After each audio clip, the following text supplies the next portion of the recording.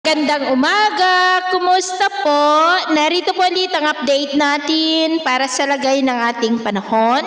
Ngayong umaga po ng February 10, 2026. Sa ngayon po ay nananatili na walang anumang sama ng panahon sa loob at labas ng ating area of responsibility. Maging ang hanging amihan ay humihina na rin ang epekto nito, pero ang shear line ay patuloy pa rin na nakakaapekto lalo na sa silangan ng Visayas. At sa ating wind map forecast, nananatili pa rin na walang sirkulasyon na nakikita rito na tatawid sa ating bansa hanggang sa susunod na 2 linggo.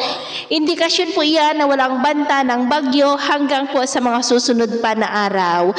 At ito naman ay pinapakita ng forecast model natin pong ginagamit hanggang po sa susunod na 2 linggo. At sa lagay ng ating panahon, ngayong madaling araw ay maayos naman ang panahon sa malaking bahagi ng bansa, pero may tsansa pa rin ng mga isolated rains dulot ng shear line sa may Panay Island, Leyte, Cebu, northern part ng Negros, Panay Island, ilang bahagi ng Bohol, Leyte, Romblon, Calapan, Infanta at ilang bahagi ng Palawan, maging sa may Dinagat Island, Sorsogon at Mati.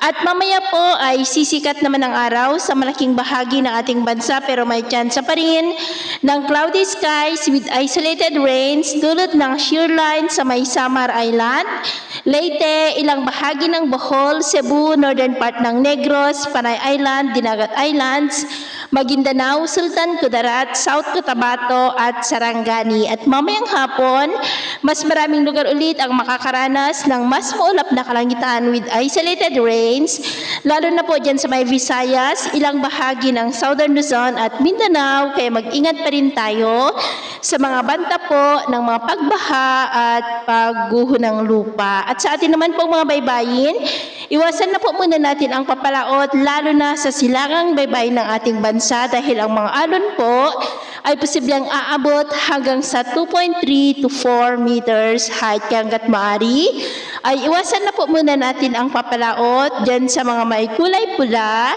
para mas makaiwas sa mga sakunang pangkaragatan. So ito lang latest update natin sa araw na ito. At ako po muli si James na nagsasabing sa kahit anong pagsubok po na darating sa ating buhay, huwag na huwag po tayong mawawalan ng pag-asa. Thank you and God bless!